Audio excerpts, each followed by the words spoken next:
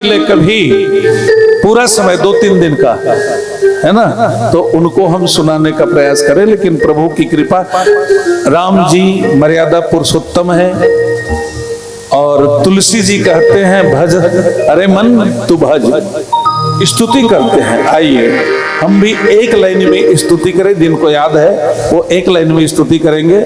आगे 2 शब्द में कहना चाहूंगा। श्री राम चंद्र कृपाल हरण भव भय दारुणम। श्री राम, आप भी कहिए।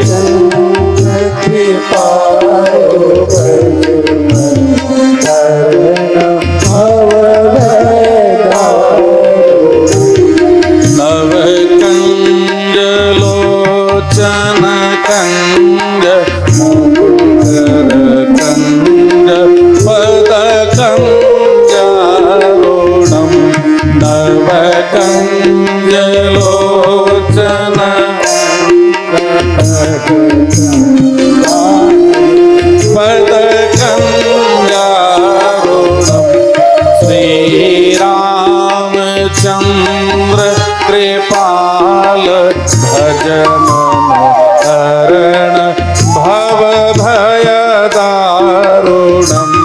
श्री राम चंद्र कृपाल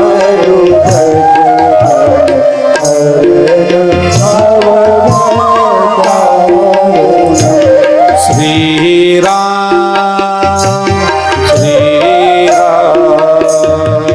श्री राम।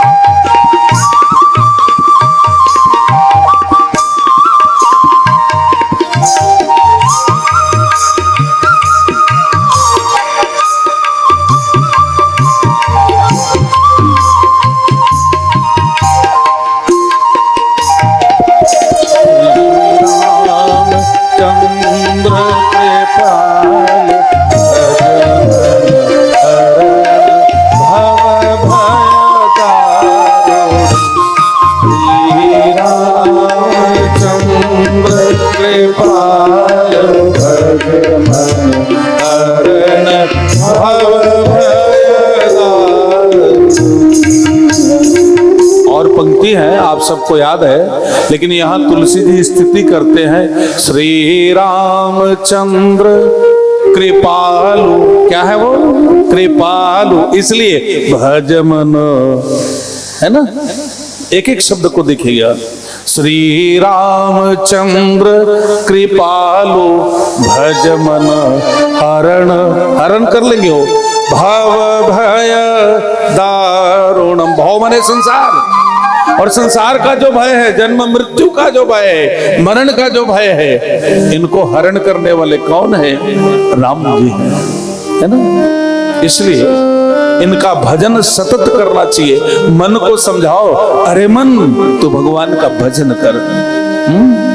भज ले रे मन रामचंद्रम, चंद्रमुख राजीव लोचन। भज ले रे मन रामचंद्रम, चंद्रमुख राजीव लोचन। भज ले रे मन रामचंद्र, चंद्रमुख राजीव लोचन। भज ले रे मन रामचंद्र, चंद्रमुख राजीव लोचन। सकल भरता पाप हरता, साप भय संताप मोचन। सकल भरता साप हरता, पाप भय संताप। सकल भरता पाप हरता, साप भय संताप मोचन सकल पाप हरता साप भय संताप मोचन भजन रे मन रामचंद्र चंद्रमुख राजीव लोचन भजन रे मन चंद्रमुख राजीव लोचन चंद्रमुख राजीव लोचन चंद्रमुख राजीव लोचन। बोले सियावर रामचंद्र की जय। मनु महाराज ने तपस्या किया, शत्रुपा ने तपस्या की, दोनों पति पत्नी, और इनकी तपस्या से प्रसन्न होकर के आदि पुरुष नारायण जो है प्रसन्न हो गए और उनके सामने जब प्रकट हुए हैं तो मनु और शत्रुपा दोनों को वरदान मांगने को कहा। मनु शत्रुपा ने वरदान मांगा, तुम समान, तेरे ही समान मुझे पुत्र चाहिए। भगवान ने मन में विचारा कि मेरे समान तो दुनिया में कोई है ही नहीं है ना, आपके समान दुनिया में कोई नहीं, मेरे समान दुनिया में कोई नहीं, यानी किसी के समान किसी के बराबरी में कोई दुनिया में कोई नहीं है। तो भगवान ने कहा, अरे मेरे समान कहां से लाऊंगा, इसलिए चलो मैं ही तुम्हारे पुत्र बनकर आ जाता हूं। ये लो आशीर्वाद दिए, मनु शत्रुपा अपने यहाँ चले गए। समय बीतता गया, वही मनु जो है दशरथ के रूप में आए, वही शत्रुपा कौशल्या के रूप में आए। दशरथ के रूप में आने के बाद अयोध्या का राज्य संभालने लग गया। 60,000 बरस बीत गए, महाराज दशरथ का कोई संतान ही नहीं हुआ।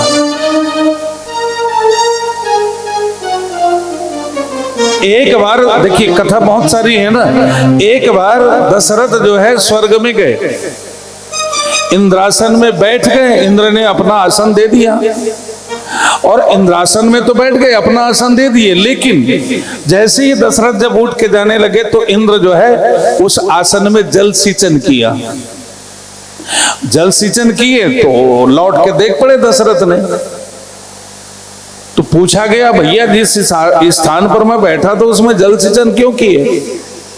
तो कहा, महाराज आपका संतान नहीं है, और जो जिसका संतान नहीं होता है वो अपवित्र होता है, क्योंकि उनके सिर पर ऋण लदा होता है।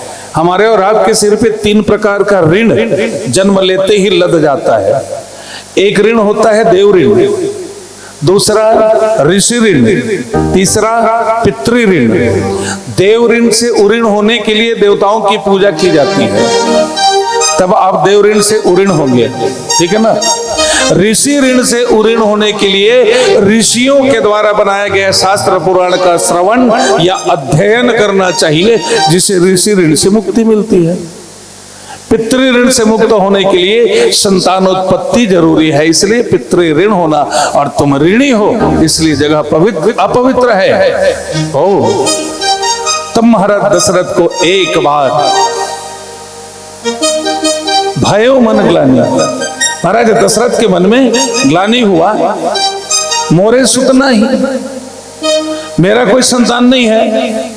तो दशरथ चले गए अपने गुरुदेव के पास। जीवन के यही सब सीखा है रामायण में, जब कभी भी जीवन में विपत्ति आए, सुन लो, जब कभी भी जीवन में विपत्ति आए किसी को मत बताना, किसी को नहीं। आपके पति आपको ठोक ठोक के बुरी हालत कर दे, ना आप अपने माता को बताना, पिता को बताना, सहेली को बताना, दोस्त यार को बताना। वैसे ही हो रहा है क्या?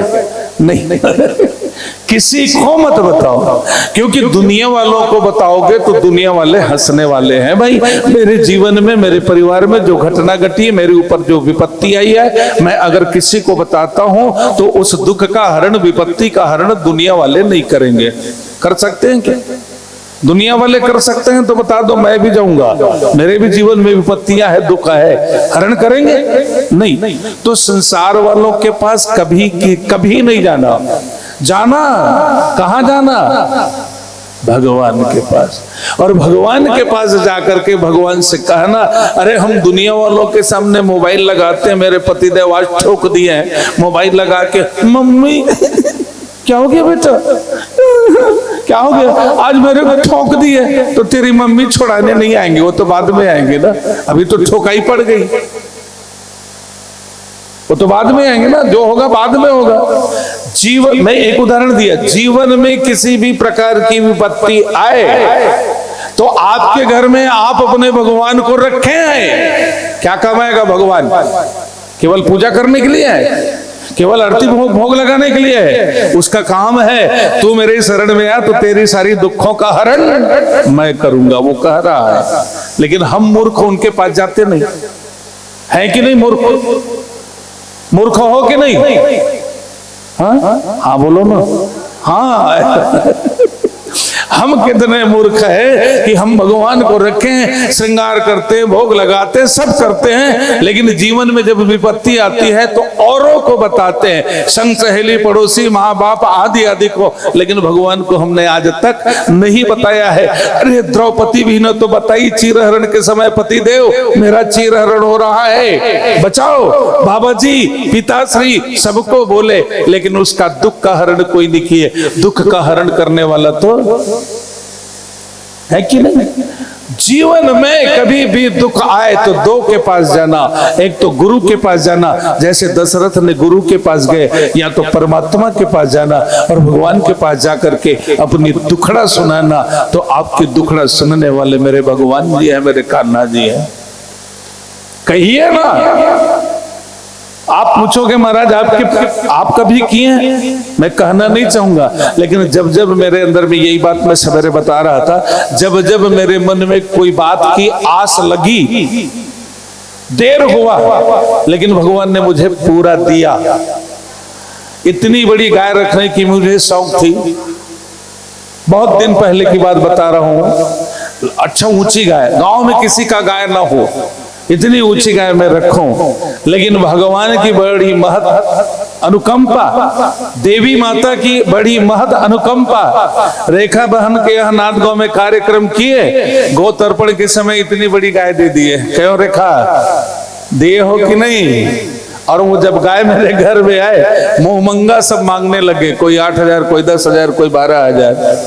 इच्छा थी गाय रखने की, है ना, इच्छा थी गाय रखने की, भगवान ने पूरा किया। देर तो हुआ लेकिन अंधेर नहीं हुआ है। आप भी भगवान के सामने दुख सुनाओगे, देर हो सकता है लेकिन अंधेर नहीं हो सकता। महाराज दशरथ गुरु के पास गए और गुरु के पास जाकर अपनी दुखड़ा सुनाए। वशिष्ठ जी महाराज ने कामेष्ठी यज्ञ करवाया श्रृंगी ऋषि के द्वारा, और कामेष्ठी यज्ञ से चरू निकले, खीर, और उस खीर को बांटा गया तीनों रानियों को। खीर को खाने से गर्भ धारण कर ली तीनों रानियां। इस प्रसंग पर नास्तिक लोग प्रश्न उठाते हैं, अरे हिंदू धर्म वाले, ऐसे लोग बोलते हैं, बहुत हमने सुना है, हिंदू धर्म में तो खीर खाने के बाद पुत्र पैदा कर लेते हैं, तो फिर पति की आवश्यकता ही क्या? कहते हैं, हमने सुना है। अरे वो खीर क्या है पहले समझ लो। खीर कोई साधारण खीर नहीं है, वो यज्ञ से प्रकट हुआ खीर है। संपूर्ण औषधियां उस खीर में है। खीर खाने के बाद गर्भवती हुई तीनों माताएं, और तीनों माताएं गर्भवती होकर के कुछ दिन के पश्चात मां कौशल्या के गर्भ से एक संतान पुत्र हुआ। बाद में फिर 3 संतान और हुए हैं। मां कौशल्या के यहाँ सबसे पहले भगवान जो है अवतरित नहीं हुए, जन्म नहीं लिए, प्रकट हुए हैं। प्रकट हुए। लिखते हैं बाबा जी, भय प्रगट कृपाल दीन दयाल कौशल्या हितकारी, हर्षित महतारी मुनि मनहारी, अद्भुत रूप विचारी, लोचन अभिरामा तन घन श्यामा, निज आयुध बुध चारी, भूषण बनमाला नयन विशाला शोभा सिंधु कह हुई कर जोरी स्तुति तोरी यही विधि करहूँ अनंता माया गुण ज्ञान तीतय वेद पुराण भनम करुणा सुख सागर सब गुण आगर जय गावहि श्रुति संधा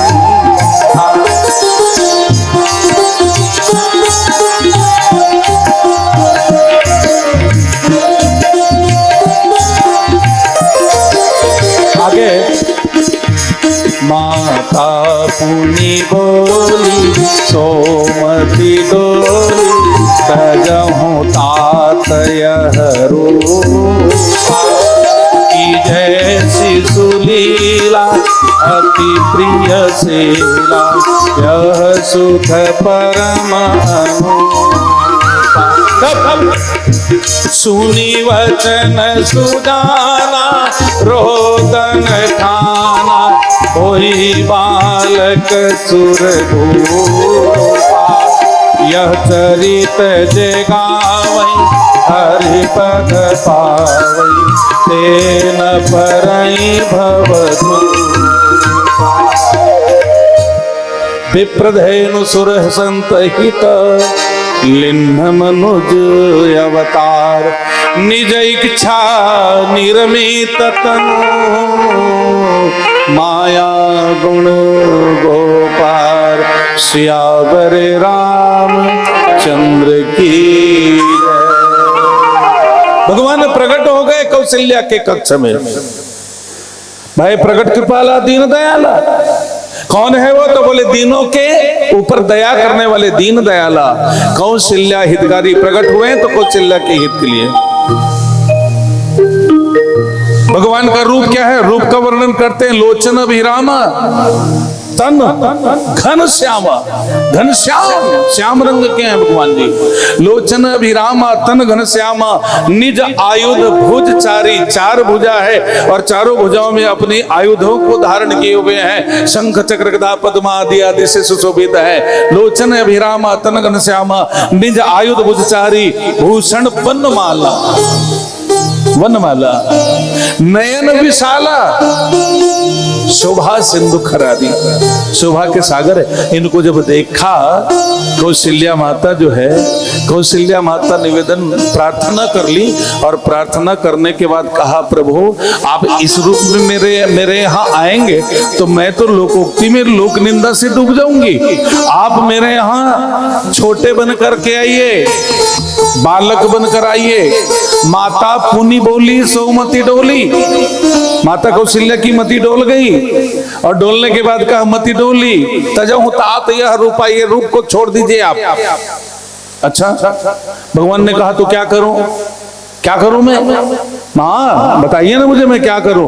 तजहु तात यह रूपा, कौशल्या कहती है कि जय शिशु लीला, शिशु माने बालक है ना, की जय शिशु लीला अति प्रिय शीला। क्या बात है, एक एक अक्षर में आप जाएंगे आनंद ही आनंद है। अति प्रिय शीला, प्रिय नहीं अति प्रिय, और शीला का मतलब स्वभाव, अति प्रिय स्वभाव वाले बालक बनिए, है ना।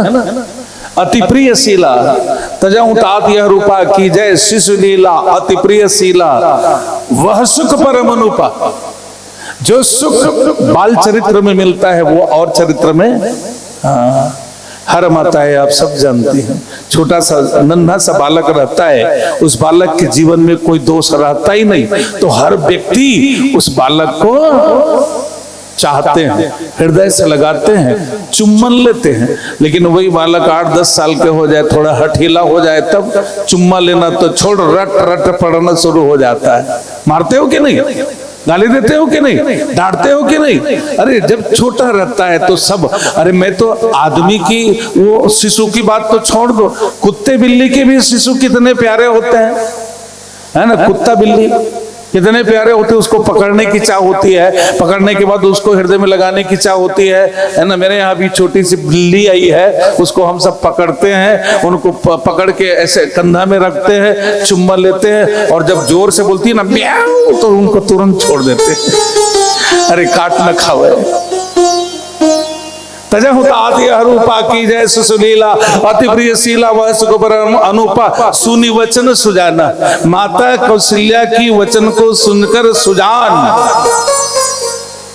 प्रभु जो है रोदन ठाना, अब रोना शुरू कर दिए भगवान जी, जो है रोना शुरू कर दिए। अब बड़े रूप में रोए कि छोटे रूप में रोए, है ना? प्रकट रूप में रोए हैं कि शिशु बनकर रोए? फिर से पढ़े इस पंक्ति को। माता पुनि बोली सोमति डोली, तजहुतादि अरूपा की जय सुशीला, अति प्रिय शीला यह सुख परम अनुपा, सुनि वचन सुजाना। रोदन ठाना, रोना शुरू कर दिए प्रकट रूप में। तब वही बालक सुर भूपा, अरे वो बालक बन गए, और बालक बनकर क्यों जैसे बालक रोते हैं, रोना शुरू कर दिए। और तब से ये प्रकृति में जितने बालक आते हैं, है ना, जब भगवान रोया है तो आपके घर में भी जो बालक जन्म लिया वो कौन? जो सुनते हैं रोज, वो समझते हैं। आपके घर में जो बालक हुए वो भी तो भगवान है, जिसकी नाल है वो भी भगवान है। और वो भगवान जब गर्भ से बाहर निकलता है तो हंसता है तो रोता है ना? वही नियम बना के आए भगवान जी रामावतार से।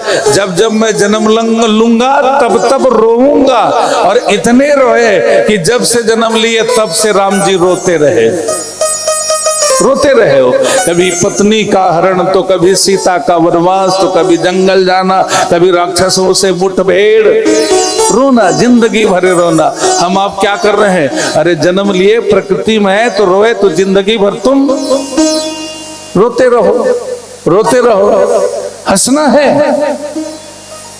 हंसना है तो माया से अलग होना पड़ेगा, माया से दूर हो जाओ, हंसी आएगी। माया में रहोगे तो रोना ही पड़ेगा। कभी पति का दुख, कभी बच्चे का दुख, कभी संतान का दुख, अरे कभी पैसे का दुख। अब आप लोगों के पास ये दुख तो है ही नहीं है जो मैं बोल रहा हूं। तब शरीर का दुख का बता महाराज, शरीर का दुख है कि नहीं? शरीर भी अगर ठीक है ना, तो रोग अंदर में, अरे कुछ नहीं तो किसी की बीपी है, तो किसी की ब्लड शुगर है, किसी को, यानी कोई न कोई शरीर में दुख है। सब कुछ संपत्ति रहने के बाद 10 लाख रुपया बैंक में जमा है, फिर भी आप आधा पाव मिठाई लेके खाओगे क्या? मधुमेह की बीमारी है, किस काम की तुम्हारी संपत्ति? दुख है कि नहीं है? संसार में रहोगे तो दुख ही रहेगा, और संसार से अलग हो जाओगे, संसार से विलग हो जाओगे तो दुख के बदले सुख आना शुरू हो जाएगा। भगवान रोदन ठाना, होई बालक सुरभूपा, यह चरित जगावई। क्या बात लिखे है, इस छंद को रोज गाना चाहिए, है ना? रामायण में राम जन्म के समय ये छंद है, रोज ये छंद को गाना चाहिए। तुलसी जी लिखते हैं, यह चरित जगावई हरि पद पावई, भगवान के पद को प्राप्त करोगे। अब यहाँ 2 अर्थ निकलते हैं, मैं ज्यादा विश्लेषण नहीं, 2 अर्थ। भगवान के पद माने स्वयं भगवान बन जाओगे। एक भगवान की पद मिल गया आपको, लोग आपको भगवान कहेंगे। दूसरा यह है कि भगवान अपने पद को तुम्हें दे देंगे। हरि पद पावई तेन परई भवकूपा, ये भाव माने संसार रूपी कुआं पर गिरता नहीं है। इस तरह से राम जी की जन्म का यहाँ पर है। फिर रामायण तो आप सब पढ़े हैं, राम कथा सब सुनते हैं, टीवी आदि के द्वारा, बड़े बड़े वक्ताओं के द्वारा, प्रेम भूषण जी महाराज, राजन दास जी महाराज, मुरलीधर जी महाराज, इन सभी वक्ताओं के द्वारा आप कथा सुनते हैं। लेकिन एक बात तो जरूर बताऊंगा, रामायण में फल है, 4 प्रकार के फल है, और उन 4 प्रकार के फल को मैं आपके सामने रखूं उसके बाद कृष्ण कथा में, ठीक है? जिन जिन लोगों को जो जो फल अच्छा लगता है हाथ उठा के मुझे बताना, मैं व्यवस्था करवाऊंगा और आपको वहां तक दे दूंगा। एक फल नारियल, किनको अच्छा लगता है नारियल? बस 2 ही जने आप लोगों को। नारियल कड़वा होता है, अच्छा लगता है ना, तो हाथ उठाओ ना। हाँ ऐसा नारियल, नारियल ठीक है, ठीक ठीक। आप लोगों को अच्छा लगता है ना, मीठा है? खाते हैं ना। एक फल है नारियल, ठीक है ना। इनके ठीक विपरीत में दूसरा फल बताऊंगा। इनके ठीक विपरीत बेर, बोइर बोइर बेर। बेर किसको अच्छा लगता है? अच्छा, सबको अच्छा लगता है, ठीक है। 2 फल हो गया। तीसरा फल है अंगूर। हाथ उठाओ। मिलने वाला नहीं है, हाथ उठाते रहो। नारियल जरूर मिलेगा लेकिन ये फल नहीं मिलने वाले हैं, है ना। तीसरा फल है अंगूर, मैं बताते जा रहा हूं ना, ध्यान में रखना। तीसरा फल है अंगूर और चौथा फल है सुपारी। सुपारी किनको अच्छा लगता है? कोई नहीं खाते? आई एम खाएंगे। आई एम खाएंगे, हम खाते हैं। चलिए इसका हम भाव भी बताना चाहेंगे। ये तो फल हो गया। रामायण में 4 प्रकार का फल है। नारियल अच्छा लगता है कब? जब ऊपर से उनकी रेशा निकालकर खोतली तोड़कर जब खाओगे तब अच्छा लगता है। ऊपर से नारियल सीधा सीधा खा सकते हो? रेशा सही नहीं ना, खोटली सही। हाँ, ऊपर की रेशा को निकालना, खोटली को भी तोड़ना, तब वहां से नारियल निकलेगा। और वो नारियल जब अंदर से रसदार, सुरस, सुंदर, स्वच्छ, साफ, सफेद। रामायण में वो फल कहाँ है? रामायण में वो फल कौन है? तो बोले श्री हनुमंत लाल जी महाराज है। हनुमंत लाल जी कौन है? बोले बंदर। और बंदर के शरीर को आपने देखा है, पूरा रुआ रुआ रहता है उसके अंदर। ये तो शरीर की वर्णन हुआ ना। चरित्र को भी आप देख लीजिए तो हनुमंत लाल जी महाराज ऊपर से कठोर है। जैसे नारियल ऊपर से कठोर होता है और अंदर से कोमल होता है, वैसे ही हनुमंत लाल जी महाराज ऊपर से कठोर। जब लंका जा रहे थे हनुमंत लाल जी महाराज, बीच में मिल गई एक राक्षसनी। कौन? बोले लंकिनी। और लंकिनी जो है हनुमंत लाल जी को जब जाने के लिए रोक दिया तो 1 बार 2 बार समझाए हनुमंत लाल जी महाराज मुझे जाने दो, नहीं माने। तब हनुमंत लाल जी महाराज मुट्टिका एक महाकपि हनी, एक ही मुष्टिका प्रहार किया लंकनी को। रुधिर बमत धरनी ठनमनी, अरे मुख से खून निकलना शुरू हो गया लंकिनी का। वैसे नियम तो यह है, श्री हनुमंत लाल जी महाराज ब्रह्मचारी है और ब्रह्मचारी का नियम यह है कि वो किसी स्त्री की शरीर को स्पर्श नहीं कर सकता। और मैं आप लोगों से भी कहूं, कोई साधु सन्यासी ब्रह्मचारी आपके सामने आए, आपके घर में आए या कहीं मिले तो उनका चरण स्पर्श आप लोग मत करना। नारियों का धर्म नहीं है ब्रह्मचारी का चरण स्पर्श करे, क्योंकि आप गृहस्थी हैं, अपवित्र है और वो पवित्र होता है ना। चरण प्रणाम करना, दूर से करना प्रणाम, प्रणाम करो, चरण के पास हाथ ले जाओ, लेकिन चरण स्पर्श नहीं करना। अब हनुमंत लाल जी महाराज ब्रह्मचारी होने के बाद एक नारी को मार दिया तो गलती किया, गलत किए कि अच्छा किए?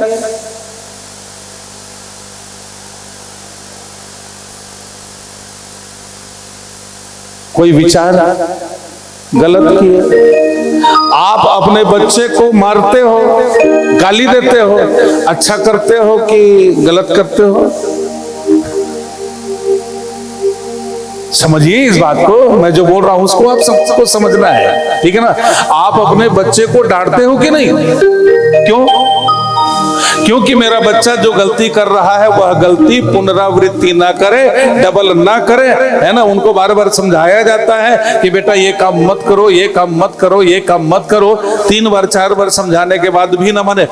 मैं बोल रही हूं ना, मानोगी कि नहीं? नहीं तो थप्पड़ लगाऊंगी। होता है कि नहीं? तो हनुमंत लाल जी महाराज भी समझाए लंकिनी को कि मुझे जाने दो, जाने दो, जाने दो। अब नहीं माने तब क्या करे? अच्छा किए कि खराब किए? हो गया कि नहीं हुआ? सिद्ध हुआ ना। हनुमंत लाल जी ऊपर से कठोर हुआ, मार दिए उसको, लेकिन फायदा हुआ लंकिनी को। क्या फायदा हुआ? जैसे ही खून जब मुख से निकले तो तुरंत खड़ी हो गई और हाथ जोड़कर निवेदन करी, तात स्वर्ग अपवर्ग सुख धरी तुलाई कंग, तुलनता ही सकल मिली, जो सुख लो सत्संग। सत्संग की महिमा का वर्णन करने लग गई राक्षसी। इसका मतलब किसी को मारो तो सत्संग होता है। यही तो बोल रही है ना लंकिनी, किसी को मारो तो सत्संग होता है। इसका मतलब लंकिनी के अंदर जो दुर्गुण था, हनुमंत लाल जी के प्रहार से वो दुर्गुण बाहर हो गया, है ना? और हनुमंत लाल जी तो ज्ञानी थे। ज्ञानी का जब स्पर्श हुआ तो लंकिनी के जीवन में ज्ञान प्रकट हो गया। और तब ज्ञान प्रकट हुआ तब कहा, है ना, तब कहा कि संसार में सबसे अच्छा सुख कहाँ है? तो बोले सत्संग में है। तात स्वर्ग अपवर्ग सुख धरी तुलाई कंग, तुलनता ही सकल मिली, जो सुख लो सत्संग। सत्संग में ही सुख है। शायद मुझे लगता है आप अपने घर में टेंशन में रहती होंगी, अब कथा में चले जाना, सारा टेंशन, न टेंशन देना न टेंशन लेना। अच्छा ये सुख है, यही तो सुख है ना, जो सत्संग में आ जाकर के मन से कथा सुने। तो नारियल आप लोग समझ गए, हनुमंत लाल जी ही नारियल के प्रतीक हैं। ऊपर से कठोर लेकिन अंदर से कोमल, नरम नरम, स्वादिष्ट, सुंदर, स्वीकार करने योग्य। इसके विपरीत, नारियल का विपरीत मैंने फल बतलाया था, बेर। बेर बेर ऊपर से कोमल होता है लेकिन अंदर से कठोर होता है। दोनों विपरीत है कि नहीं है? नारियल और बेल दोनों को आप देख लीजिए, है ना, विपरीत है। नारियल ऊपर से कठोर है तो बेर अंदर से कठोर है। और रामायण में बेर कौन है? अंदर से कठोर, ऊपर से कोमल, सुंदर, सहज, स्वादिष्ट लग रहा है लेकिन अंदर से वो कठोर। बोले काल नेमी जिमी रावण राहु। रावण की कथा आप सब जानते हैं। सीता हरण के समय रावण ने साधु का रूप बनाकर सीता का हरण किया। और साधु माने होता है अच्छा, साधु माने सहज, साधु माने सुंदर, साधु माने मिठास। लेकिन अंदर में क्या था? रावण के अंदर गुठली था, गुठली, कपट था, कपट रूपी गुठली था। तो दूसरा हुआ बेर। कौन कौन हाथ उठाए थे बेर के लिए? मतलब आप बाहर से सुंदर है और अंदर से कपटी है। ठीक नहीं है ना? बिल्कुल मत रहना, कपटी मत रहना, बेर की तरह कभी नहीं होना। नारियल बन जाओ लेकिन बेर मत बनना। तीसरा फल मैंने बताया था अंगूर। ऊपर से भी कोमल, अंदर से भी कोमल, रसदार, सुरस, स्वादिष्ट, पौष्टिक। उसको खाने से पुष्ट हो जाता है मन, शरीर सब, है ना। इतना सुंदर फल है, अंदर से सुंदर है और बाहर से भी सुंदर है। ये अंगूर कौन है? रामायण में विभीषण। विभीषण जी बिल्कुल अंगूर की तरह है। अरे रावण ने लात मारा फिर भी विभीषण ने रावण को समझाया, भैया तू मुझे लात तो भले ही मार दे लेकिन मैं बताता हूं कि राम कौन है। बोले राम सत्य संकल्प प्रभु सभा काल बस तोरी। राम सत्य संकल्प है ना। और विभीषण ऊपर से भी सुंदर, अंदर से भी सुंदर। राम शरणागति हो गए राम कथा सुनने के बाद। और चौथा फल मैं बता रहा हूं सुपाड़ी, जो ऊपर से भी कठोर, अंदर से भी कठोर, कोई रस नहीं, ठोस बेकार चीज। जो सुपारी खाता है उसका व्रत खंडित हो जाता है। इसलिए सुपारी खाना, आइए हम खाएंगे। बोलिए बांके बिहारी लाल की जय। सुपारी का सदैव त्याग करना चाहिए। और सुपारी कौन है? तो बोले शूर्पणखा। शूर्पण इसलिए सुपारी नहीं खाना है, बिल्कुल मत खाइए, अच्छी बात है। तो ये चौथा फल हुआ सूर्पणखा। ये सूर्पणखा जो है ना, दुष्ट दलन रावण के बहिनी, ये ऊपर से भी खराब है ना। ये सूर्पणखा विधवा थी, और विधवा होने के बाद भी राम के पास जाकर श्रृंगार करी, और श्रृंगार करके गई और राम से कहे कि आप मुझसे विवाह करो, तुम सम पुरुष नमो सम नारी। ये है तो रामायण में मैंने चार फल, रामायण की तो कथा ही आनंद है, राम अनंत अमित कथा विस्तार। इस तरह से राम कथा का मैं विराम देते हुए एक बार ताली बजाकर भगवान राम जी की जय जयकार करेंगे। चलिए बजाइए, बोलिए श्यावर रामचंद्र की जय। एक छोटा सा भजन, अब कृष्ण कथा की ओर चल पड़े, उनके जन्म की ओर चल पड़े।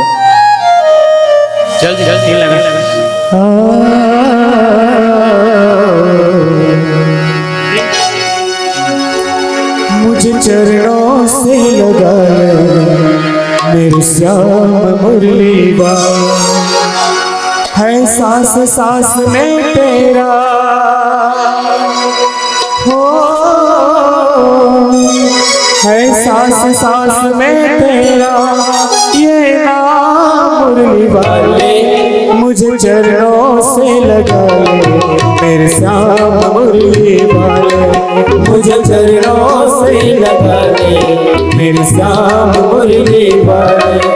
है सांस सांस में तेरा, है सांस सांस में तेरा, है सांस सांस में तेरा ये नाम मुरली वाले।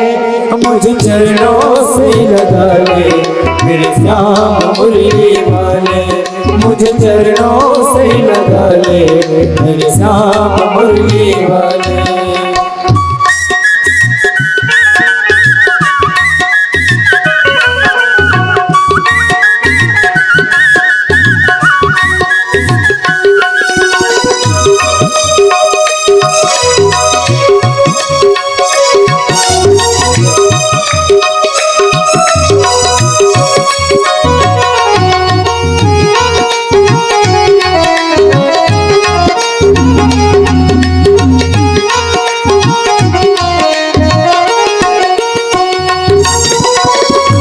भक्तों के तुमने कहा विपदा हटारी, भक्तों के तुमने कहा विपदा कुटारी, मेरी भी बात आगे बिहारी, मेरी भी बात आगे बिहारी। बिगड़ी बनाए तुमने, हर बिगड़ी बनाए तुमने, हर काली वाले।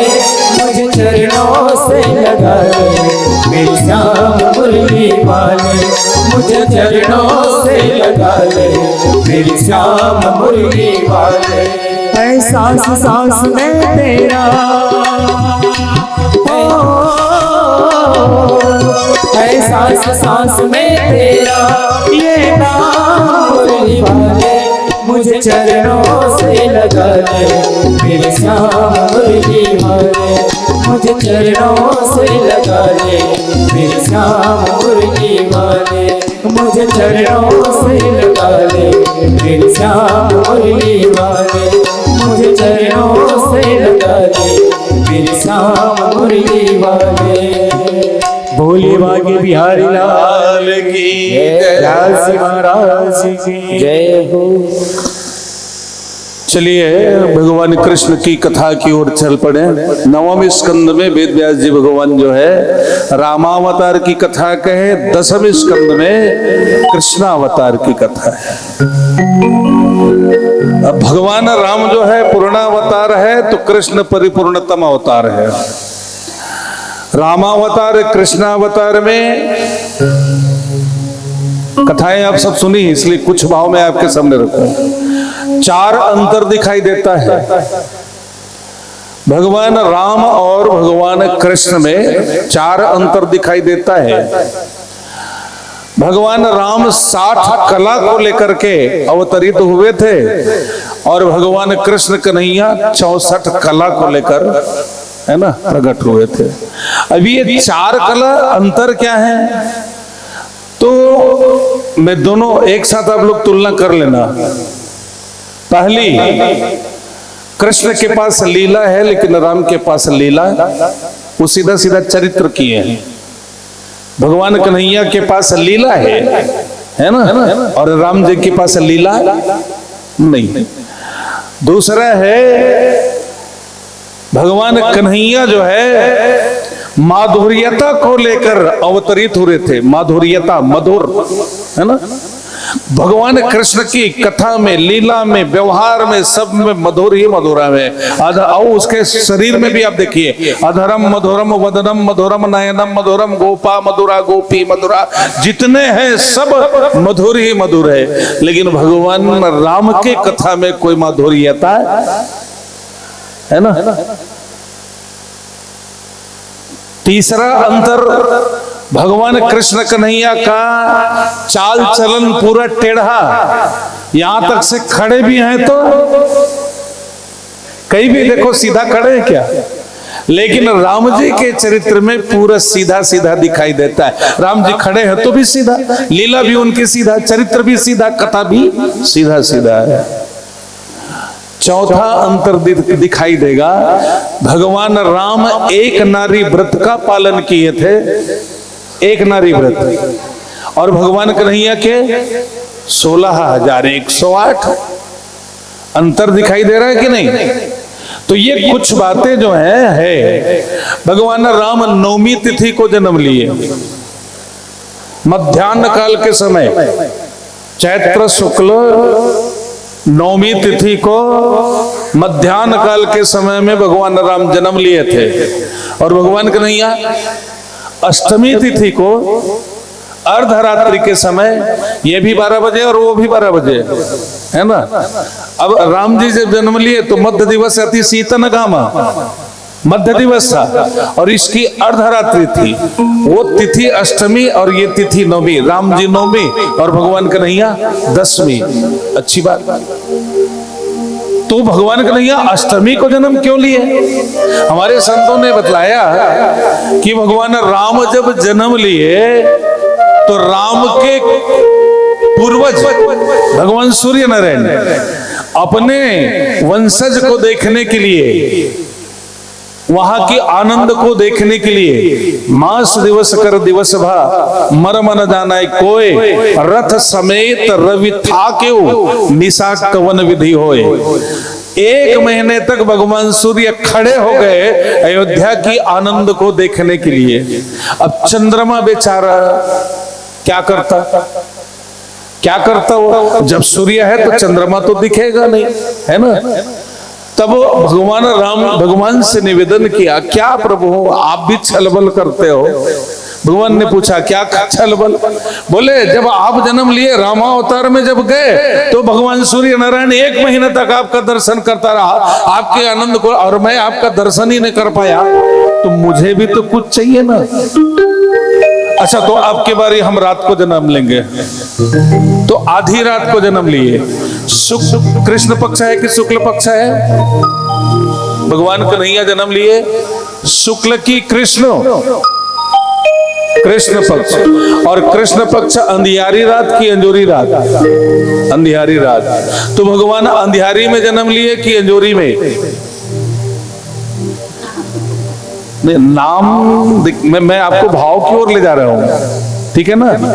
भगवान कन्हैया कृष्ण पक्ष में जन्म लिए हैं तो लगता है अंधेरी रात, लेकिन अष्टमी तिथि को आप आधी रात को उठकर देखना, चंद्रोदय होता है, चंद्रमा का उदय होता है कि नहीं होता? देखिए, शुक्ल पक्ष में बढ़ता चला जाता है और अष्टमी तिथि मध्य बनता है, मध्य, है ना। 7 इधर और 7 इधर, ठीक है।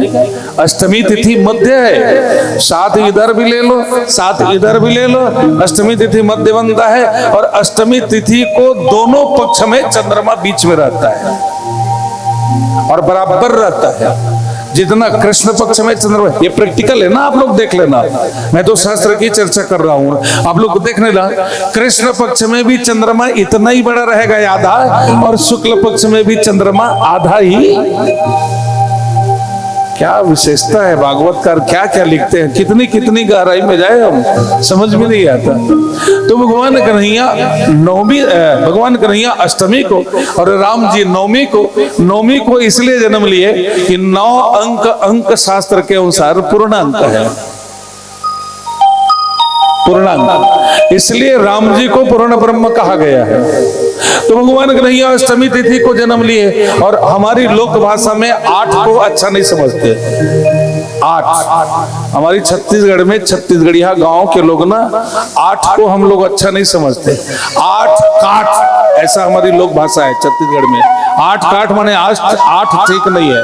किसी को रुपए देना है तो 8 रुपए मत दो, कहीं यात्रा करना है तो अष्टमी को यात्रा मत करो, 8 जने कहीं जाना नहीं है, ऐसा मान्यता है हमारे छत्तीसगढ़ में, लोकल मान्यता गांव में। लेकिन भगवान कन्हैया अष्टमी को ही जन्म लिए हैं। तो अष्टमी तिथि की महत्ता को बढ़ाने के लिए भगवान कन्हैया अष्टमी तिथि को जन्म लेते हैं। आइए, बहुत सारी बातें हैं, लेकिन जन्म की कथा भी तो कहनी है ना। चलो कथा कहें। एक समय की बात, सूरसेन उग्रसेन ये सब दोनों भाई हैं। उग्रसेन देखिए, भगवान जन्म के पूर्व, सत्य के पूर्व असत्य का प्राकट्य होता है, तब सत्य जन्म लेता है। धर्म के पूर्व अधर्म का प्राकट्य होता है, तब धर्म जन्म लेता है ना। पाप पहले प्रकट होता है, तब पुण्य प्रकट होता है।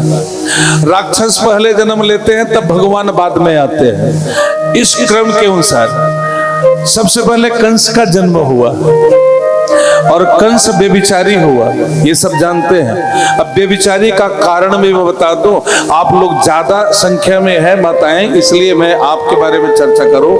उग्रसेन की पत्नी थी पवन रेखा, और ये पवन रेखा दिव्य सुंदरी थी, अति सुंदरी। एक दिन पवन रेखा अपनी सहेलियों के साथ में वन विहार को गई, और वन विहार को जब गई तो उस विहार माने घूमना है ना, वन विहार माने घूमना, जंगल में घूमना। उस जंगल में, उस वन में एक राक्षस था जिसका नाम था द्रुमलिक। द्रुमलिक राक्षस ने जब पवन रेखा को देखा, तो देखने के बाद माने द्रुमलिक राक्षस का मन लुभ गया। राक्षस कौन? जो पराय नारी की ओर दृष्टिपात करे। दृष्टिपात करना मतलब देखना, देखने का मतलब ऐसा नहीं है ना, जो कुभाव से देखे वही तो राक्षस है। आज द्रुमलिक जो है पवन रेखा की सुंदरता को देखकर मोहित हो गया। अब उसको पाना चाहा द्रुमलिक जो है, तब मन में विचार किया मैं कैसे पाऊं इसको, ये तो मेरा शरीर राक्षस का है, विशाल का शरीर है, पवन रेखा को तो मैं प्राप्त ही नहीं कर पाऊंगा। तब द्रुमलिक ने जोर से आंधी लाई जंगल में, और इतनी जोरों से आंधी आई कि जितनी इनकी सहेलियां थी यत्र तत्र बिखर गई, और जहां इधर उधर भग गई तो आधी शांत हुआ, लेकिन सहेली तो यत्र तत्र बिखर गई है। पवन रेखा द्रुमलिक राक्षस जो है पवन रेखा के सामने उग्रसेन का रूप बना कर गए, मायावी थे वो। उग्रसेन का रूप बना करके पवन रेखा से कहा, पवन रेखा तुम मुझे छोड़कर चली आई, मैं रह नहीं पाया, मैं तुमसे मिलना चाहता हूं, अब भी मिलना चाहता हूं, तुम मुझसे वर्ण कर लो। पवन रेखा ने कहा, महाराज अभी अभी तुम्हें घर से आई, अरे कुछ क्षण रह जाते, मैं तो आती ना घर में। नहीं नहीं, मुझे अभी मिलन करना है। पवन रेखा बात समझ नहीं पाई, पति है इसलिए उन्होंने मिलन कर लिए, और मिलन जब हुआ पूर्ण रूप से, तब द्रुमलिक राक्षस जो है उग्रसेन का रूप त्याग करके जब अपने रूप में आए, तो पवन रेखा बौखला गई, बोले राक्षस दुष्ट, तुम क्या समझते हो मुझे, मैं सती नारी हूं, मैं तुझे श्राप देती हूं, तेरा सत्यानाश हो जाएगा। द्रुमलिक ने कहा, सुनो, बोले मेरी बात सुनो, मैं तुम्हें जो संतान दिया हूं ना बड़ा बलिष्ठ होगा, बलवान होगा, संसार में उसका नाम विख्यात होगा, लेकिन मेरा पुत्र है इसलिए राक्षस भी होगा। और द्रुमलिक नाम राक्षस तत्काल वहां से भाग गए। पवन रेखा की सतीत्व भंग हुआ। जहां सतीत्व भंग हुआ तो उनकी जो मुखौटे की सुंदरता थी, जो आभा, जो चमक है ना, ये दूर खत्म हो गए। उदासीन अवस्था में पवन रेखा घर में आए, उग्रसेन को बताए नहीं वो कि ऐसी ऐसी घटना घट गई, छिपा के रख दिए। और ये तो गर्भधारण करी है, 9-10 मास पूर्ण हुआ, बालक का जन्म होना था, तब विपरीत प्रकृति की विपदाएं प्रकट हो गई, उल्कापात होने लग गए। गधे जो है दक्षिण दिशा की ओर देखकर रेंकने लग गए, कुत्ते जो है रोने लग गए, उल्लू दिन में दिखाई देने लग गए। ये सब अमंगल अमंगल दिखने लग गया। उग्रसेन मन में विचार किया है, हो क्या रहा है। और आंधियां चली और आंधी के बीच में कंस का जन्म हुआ है। पुरोहितों के द्वारा इनका नामकरण करवाया गया। कंस नाम नहीं था, लेकिन बाद में इसका नाम कंस पड़ा। ये बालक जैसे ही बढ़े बलिष्ठ थे, बहुत बलवान थे। एक बार ये बालक जो है घूमने के लिए निकले मगध देश में, जरासंध के राज्य में, उत्तर भारत। तो जरासंध के यहाँ एक पागल हाथी था।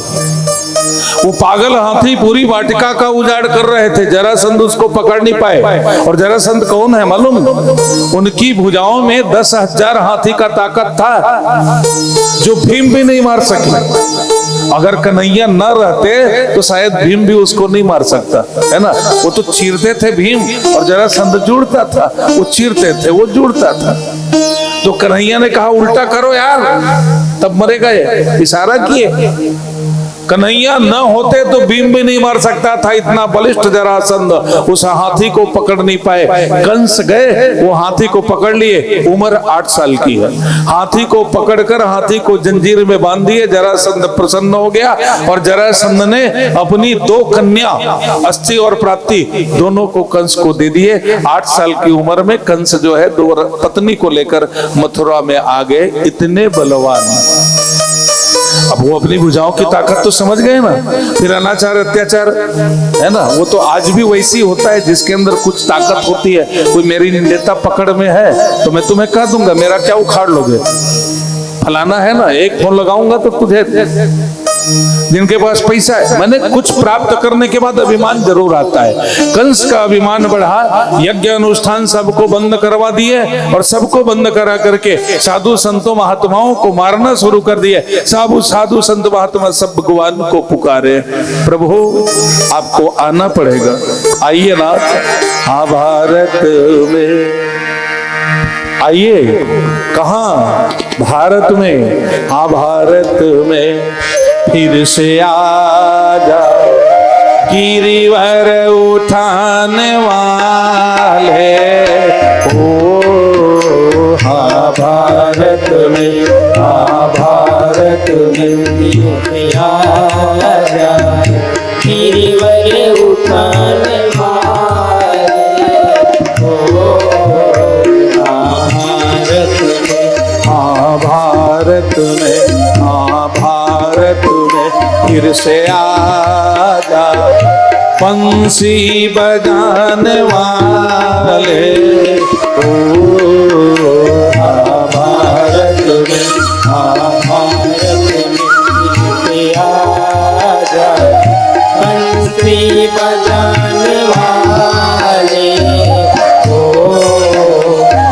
भारत में, हाँ भारत में, हाँ भारत में, हाँ भारत में। सब पुकारने लग गए, प्रभु आप आइए, ये भारत देश में बंसी बजाइए, गिरवर उठाइए, गौवा चराइए, लेकिन पापियों का संहार भी करिए, क्योंकि ये धराधाम पर अधर्म का वर्धन होते चला जा रहा है। और आप कहते हैं स्वयं, मेरा अवतार होता है कब? भगवान कहते हैं जब जब पाप बढ़ता है तब तब मेरा अवतार होता है। यदा यदा ही धर्मस्य ग्लानिर्भवति भारत, अभ्युत्थानम् अधर्मस्य तदात्मानं सृजाम्यहं परित्राणाय साधूनां विनाशाय च दुष्कृतां धर्म संस्थापनार्थाय संभवामि युगे युगे।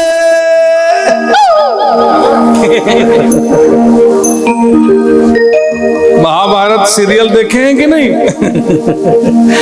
यही तो चलता था शायद ना। हमको तो उतने बराबर याद नहीं, वो तो बड़े बड़े गायक हैं, ऐसे तो हम नहीं गा सकते, लेकिन यही चलता था ना। मतलब इसका तात्पर्य ये है, यदा यदा ही धर्मस्य ग्लानिर्भवति भारत, भारत में मेरे भक्तजन जब जब अधर्म की वर्धन से दबेंगे तब तब मेरा अवतार होगा। जब जब होई धर्म के हानि बाढ़ई असुर अधम अभिमानी। आज सब संत महात्मा देवतागण जब पुकारने लग गए तो भगवान आने के लिए तैयार है, लेकिन समय की प्रतीक्षा है। अब आइए समय की प्रतीक्षा में। मथुरा के राजा हुए कंस, कंस की बहन थी चचेरी बहन देवकी। देवकी विवाह योग्य जब हुई तो कंस जो है अपनी बहन को देखकर अपने यहाँ के रहने वाले वसुदेव के घर गए और वसुदेव से जाकर बोले, वसुदेव मेरी बहन को तुम विवाह कर लो। वसुदेव ने कहा, महाराज मेरा 16 पत्नी है और कहाँ से विवाह करूं? यहाँ तो एक दो में एक ही में हमारा हालत बिंड हो रहा है ना। अब आप लोग क्या करती हैं आप जाने, लेकिन हम तो थर्रा गए, आने वाले जन्म में शादी करेंगे ही नहीं। बोले बाकी बिहारी लाल की जय। नहीं, ये नारी माया है ना, और हम माया के चक्कर में फंसे हैं, बाहर निकल नहीं पा रहे हैं। मैं इसलिए बोला, नहीं पदोती नहीं है वो। अच्छी है, बहुत सुंदर है। तो वसुदेव कहा, महाराज मैं कैसे विवाह करूं? कंस ने कहा तुम्हें करना पड़ेगा। अब कंस के सामने सबको घुटना टेकना पड़ता है, क्योंकि दादा है ना। अब मंगल पांडे तो वही थे उस जमाने के। स्वीकार कर लिए। स्वीकार करने के बाद ब्याह भी होना शुरू हो गया, शादी हो गई। शादी होने के बाद कंस जो है पहुंचाने के लिए जा रहे हैं रथ पर सवार होकर। रथ में स्वयं सारथी बनकर कंस जा रहा है, रथ हाँक रहा है। देवकी और वसुदेव पीछे में बैठे हैं। कल इसका उत्तर मैं चाहूंगा, कथा ध्यान से सुनना, कल चाहूंगा इसका उत्तर।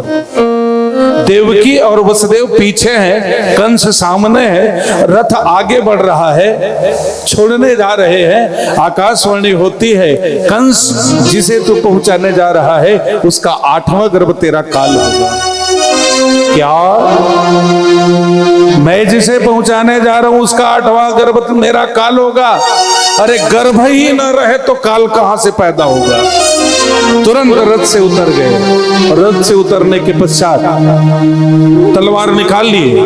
तलवार निकालने के बाद देवकी की बाल पकड़ लिए और बाल पकड़ करके रथ से नीचे उतारे, और नीचे उतार कर जैसे ही मारना चाहा, वसुदेव मन में विचार करता है मुझे क्या करना चाहिए।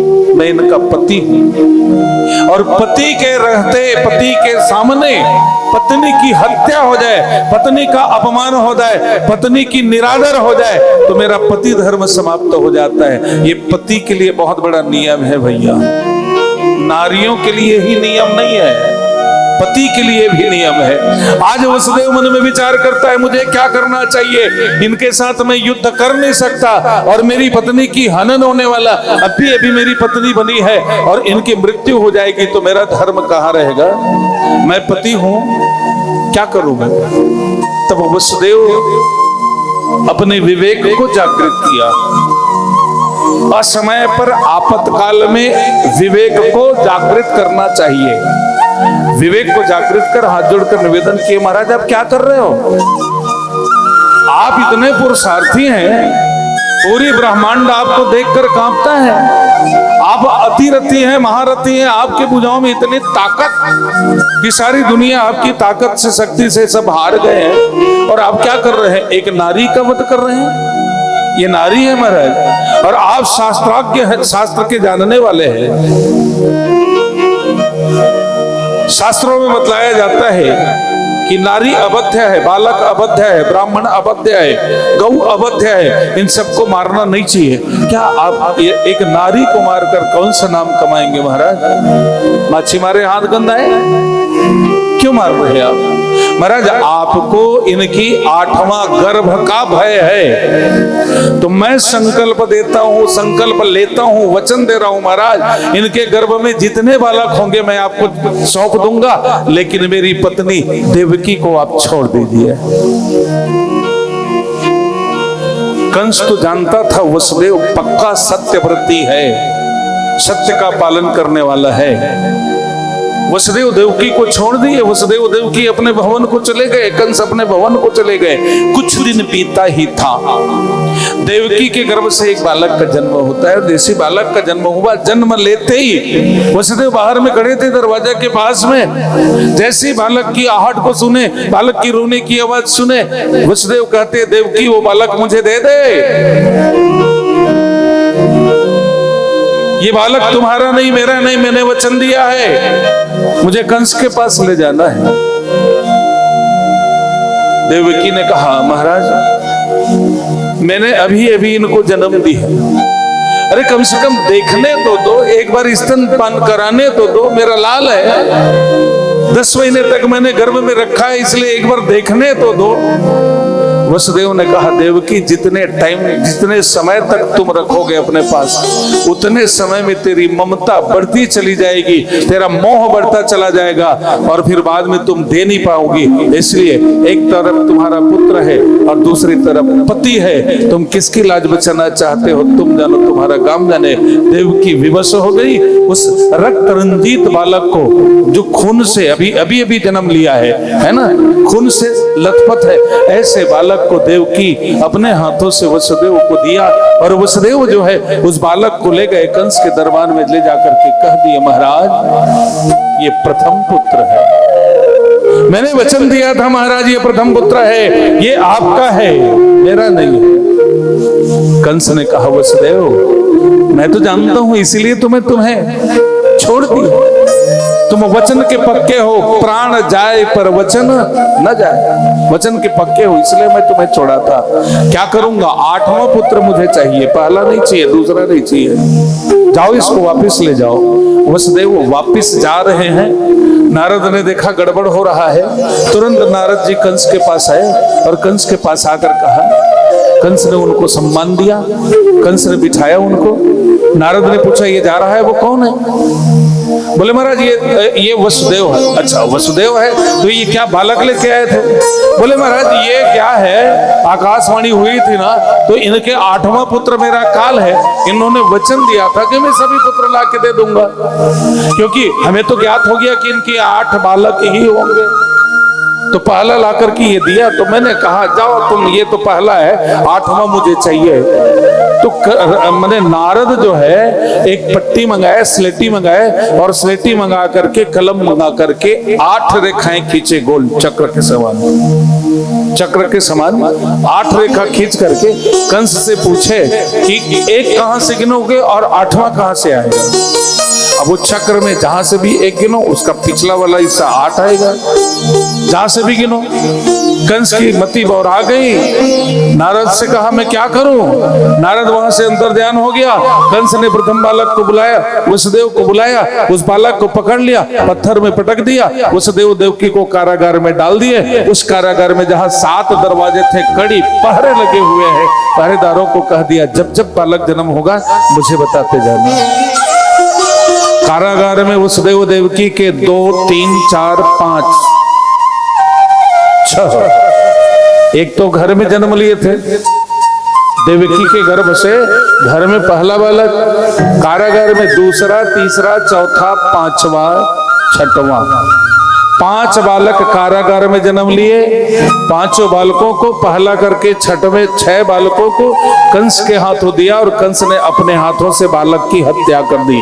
बाल हत्या बढ़ता चला गया। देवकी 7वां गर्भ ठहरने को थी, सातवां गर्भ जैसे ही ठहरी, भगवान नारायण ने योग माया को बुलाकर कहा इन गर्भ को खलित कर दो, रोहिणी के गर्भ में डाल दो, और रोहिणी गर्भवती हो गई। ये देवकी का गर्भ खलित हो गया, रोहिणी गर्भवती हो गई। अब देवकी मन में विचार करती है मुझे क्या करना चाहिए। हे प्रभु, मैंने कौन सा ऐसा पाप किया जिस पाप के कारण मैं जन्म देती हूँ, लेकिन उस बालक को अपने हृदय से न लगा सकी, मैं अपने स्तनपान न करा सकी।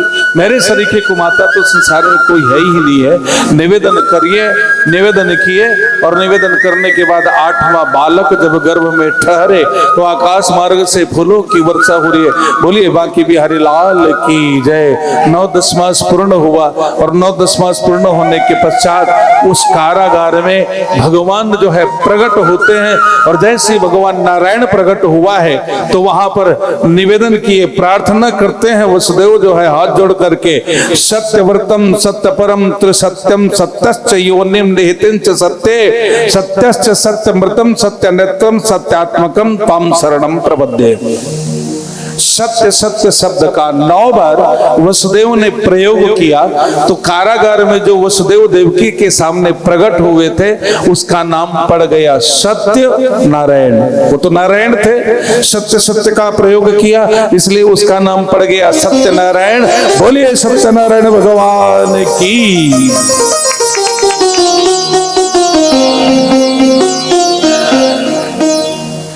भगवान ने कहा वसुदेव मैं छोटा रूप धारण कर रहा हूं, मुझे यहां से गोकुल ले जाना, और गोकुल में एक कन्या जन्म ली है योग माया यशोदा के यहाँ, उसको उठाकर तुम यहाँ ले आना। वसुदेव ने कहा महाराज हाथ में हथकड़ी, पांव में जंजीरें, 7 दरवाजे पूरा बंद, पहरेदार जागृत अवस्था में है, जाग रहे, मैं कैसे जाऊं और आपको कैसे ले जाऊं। भगवान ने कहा चिंता करने की जरूरत नहीं, ये मेरी लीला है, सब ठीक हो जाएंगे।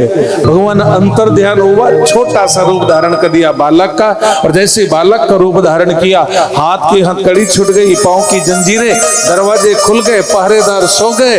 वहीं सामने एक वंश पात्र रखा हुआ था।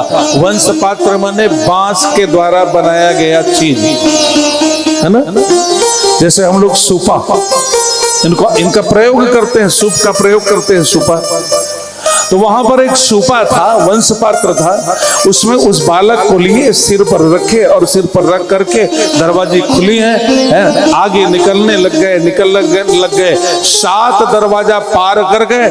आधी रात का समय, बादल छाए हुए हैं, बिजली तड़क रही है, रिमझिम वर्षा हो रही है। और जब भगवान के ऊपर जब पानी के बूंदे टपकने लग गए तो भगवान शेष जो है ऊपर आए और भगवान को छत्र देने लग गए। बोलिए शेष नारायण भगवान की जय। छत्र देने लग गए, और छत्र देने के बाद क्या किए, बोले शेष जो है अपनी पीठ को वसुदेव के ऊपर, अरे अपने पीठ के ऊपर वसुदेव को चलाने लग गए। वसुदेव को भान ही नहीं है वो क्या कर रहे हैं, कहा जा रहे हैं। कोमल कोमल शरीर है नाग देवता का, शेष नाग का कोमल शरीर के ऊपर वसुदेव जा रहे। धीरे धीरे यमुना के किनारे गए। यमुना जो है प्रतीक्षा कर रही थी कि मेरे स्वामी कब आएंगे। जैसे यमुना नदी में वसुदेव प्रवेश किया, यमुना का जल स्तर धीरे धीरे बढ़ने लग गए।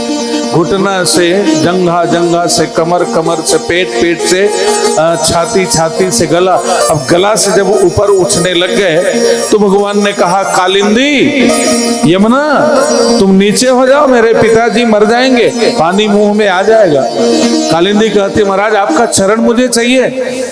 भगवान तुरंत अपनी पांव लंबा किए, यमुना उनके चरण को स्पर्श किए, शांत हो गए। वसुदेव चले गए नंद के यहाँ गोकुल में। यशोदा के कक्ष में जाकर बालिका सोई थी, उठा के लाए, बालक को छोड़ दिए। फिर मथुरा में आए, कारागार में आए। कारागार में जैसे आए हाथ में हथकड़ी लगी, पांव में जंजीरें, दरवाजे बंद हो गए, पहरेदार जाग गए।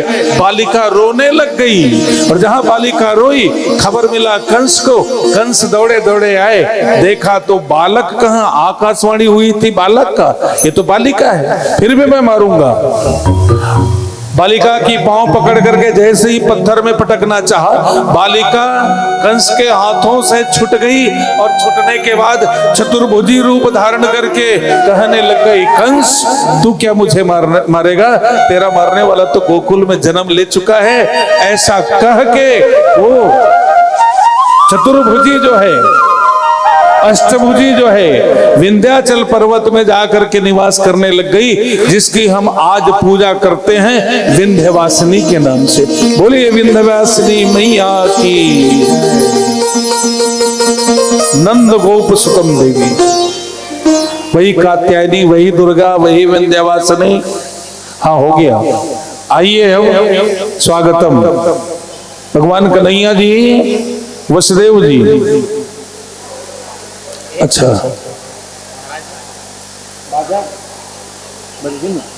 कहाँ है? उधर से आए क्या? यहीं से बजेंगे ना? हाँ हाँ।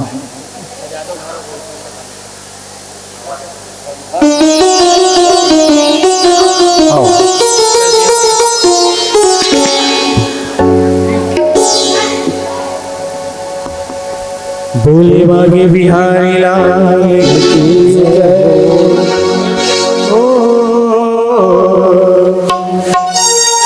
सजा दो घर को संसा,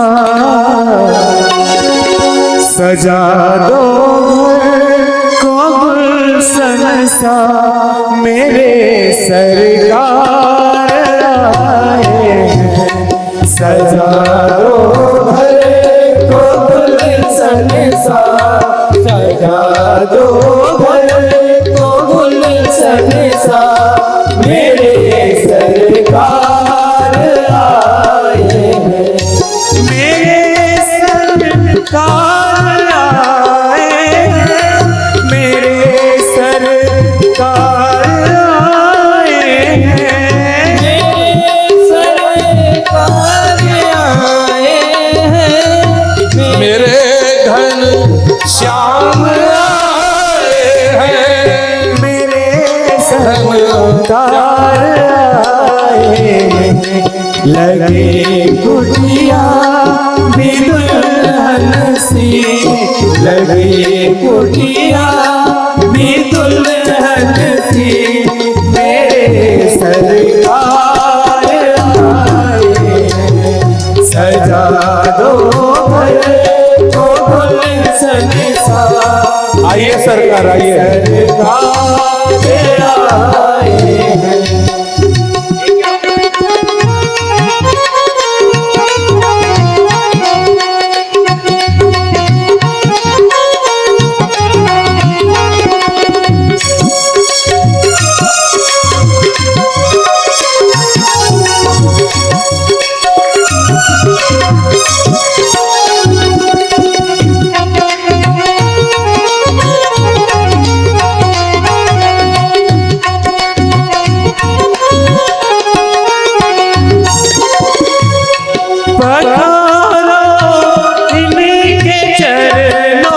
कति मोह करे हो, कति मोह करे, कति मोह है।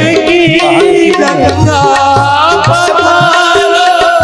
इनके चरणों को बहाकर प्रेम की गंगा, बहाकर प्रेम की गंगा, बिछा दो अपनी पलकों को, बिछा दो अपनी पलकों को, मेरे घर श्याम आए हैं।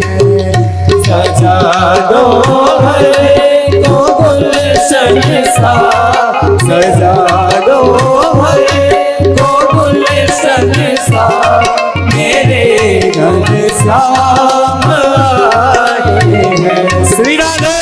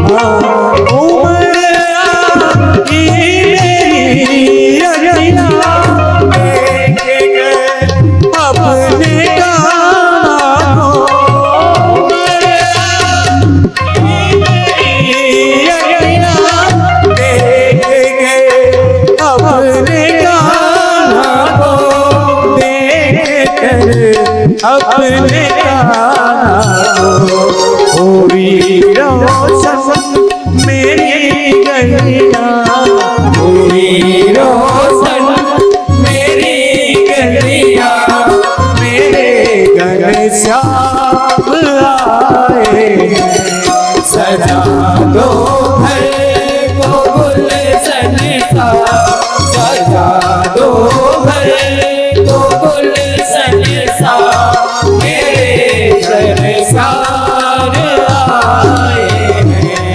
सजा दो घर को गुलशन सा, सजा दो घर को गुलशन सा, मेरे सरकार आए हैं। मेरे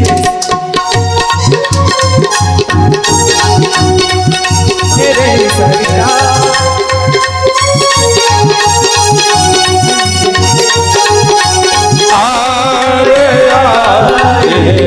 पूजा करो, पूजा पूजा पूजा करो।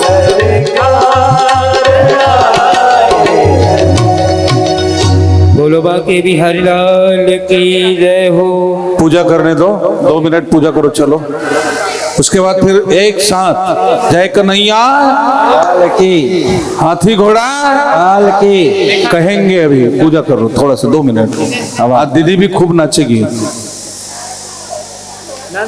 हाँ हाँ, कुछ भी हो नाचना पड़ेगा।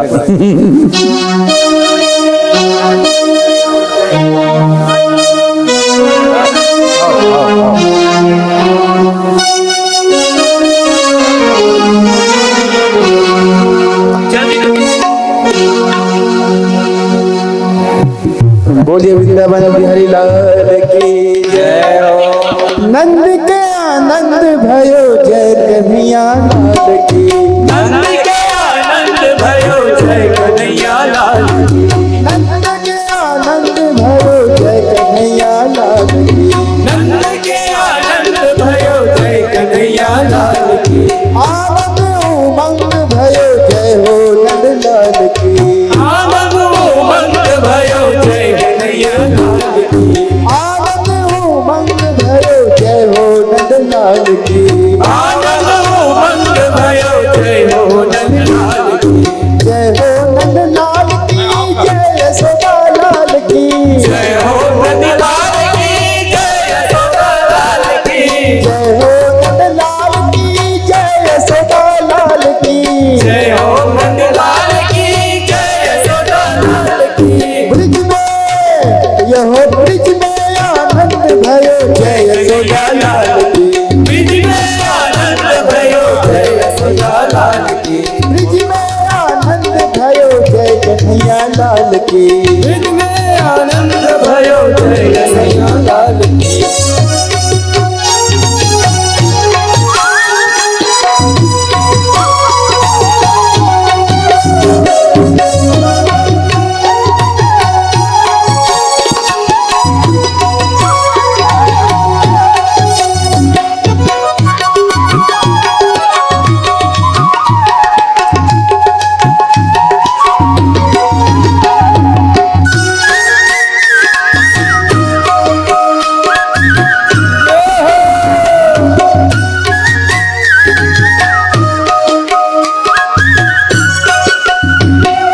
हाथी घोड़ा पाल की जय कन्हैया लाल की, हाथी घोड़ा पाल की जय कन्हैया। अरे बीच में हाथी घोड़ा पाल की जय कन्हैया लाल की, कौटिक ब्रह्मांड की अधिपति लाल की, कौटिक ब्रह्मांड की अधिपति लाल की, आनंद उमंग भयो जय हो नंद लाल की, आनंद उमंग भयो जय नंद लाल की, जय हो नंद लाल की, जय कन्हैया लाल की, जय हो या लाल की, हट डोला लाल की, जय हो नंद लाल की, जय कन्हैया लाल की, जय हो नंद लाल की, जय सदा लाल की, आनंद उमंग भयो जय हो नंद लाल की, आनंद उमंग भयो जय नंद लाल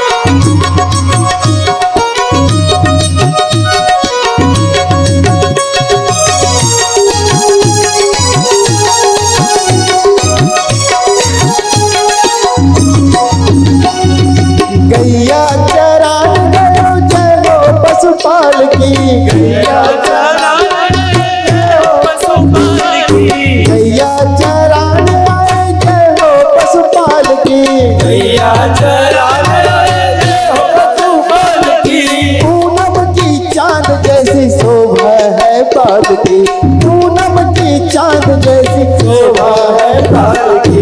भक्तों के आनंद कंद जय यशोदा लाल की।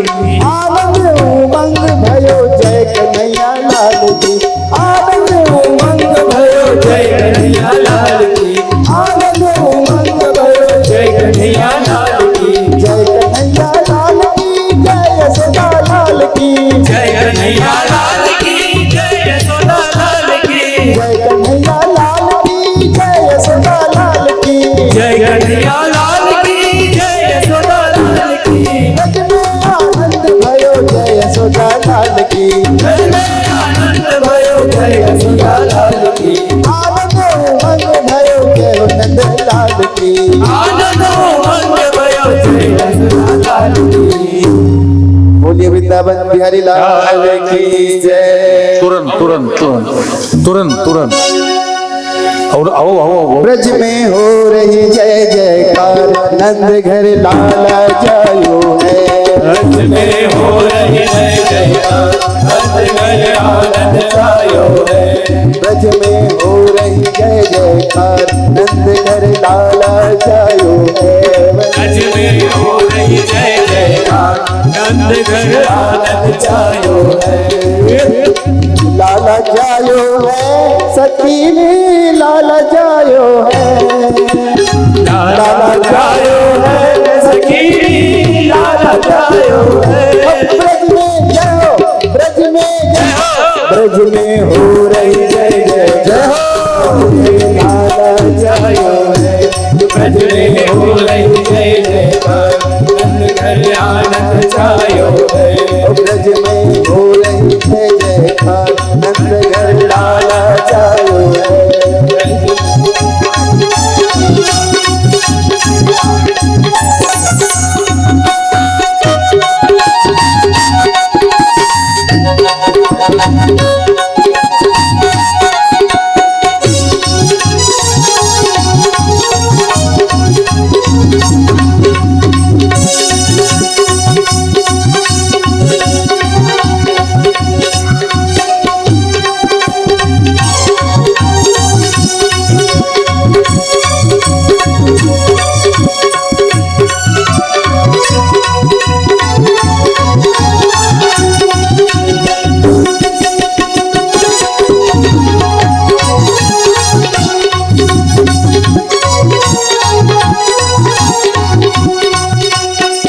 ब्रह्मासन का दिख आए शिव ब्रह्मासन का दिख आए। सिद्ध मुनि सब देव भी आए सिद्ध मुनि सब देव भी आए। घर ग्वालन को रूप बिहारे घर ग्वालन को रूप बिहारे। सब ही मंगल गाए ओ सब मिल मंगल गाए।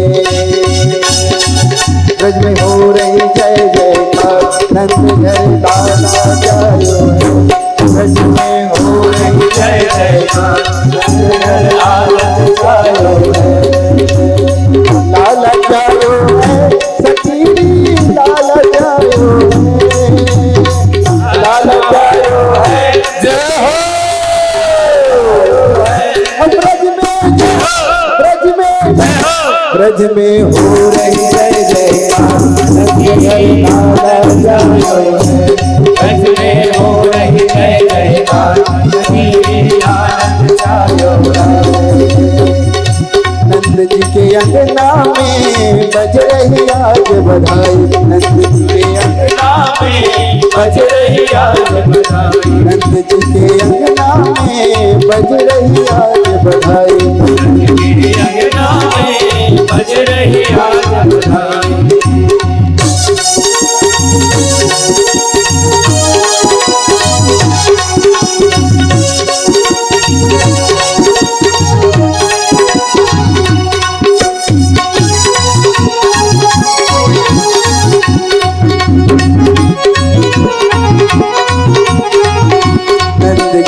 अंगना में बज रही आज बधाई। बज रही आज बधाई, नंद जी के अंगना में बज रही आज बधाई। दिल में तू श्याम जरा ज्योति जगा के दे। आएगा आएगा आएगा मेरा सावरा दिल से बुला के दे। आएगा मेरा सावरा दिल से बुला के दे। दिल में तू श्याम नाम की, दिल में तो श्याम नाम की जरा ज्योति जगा के दे। आएगा आएगा मेरा सावरा दिल से बुला के दे। आएगा मेरा सावरा दिल से बुला के दे। आएगा मेरा सावरा दिल से बुला के दे। आई कमली वाला जय हो, जय हो, जय हो।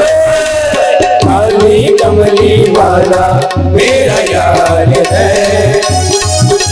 काली कमली वाला मेरा यार है। मेरे मन का मोहन तू दिलदार है। ओ काली मन का मोहन तू दिलदार है। मेरा यार है, मेरा दिलदार है। तू मेरा यार है, मेरा दिलदार है। ओए ओए ओए ओए काली कमली वाला मेरा यार है। मेरे मन का मोहन तू दिलदार है। काली कमली वाला मेरा यार है। मेरे मन का मोहन तू दिलदार है।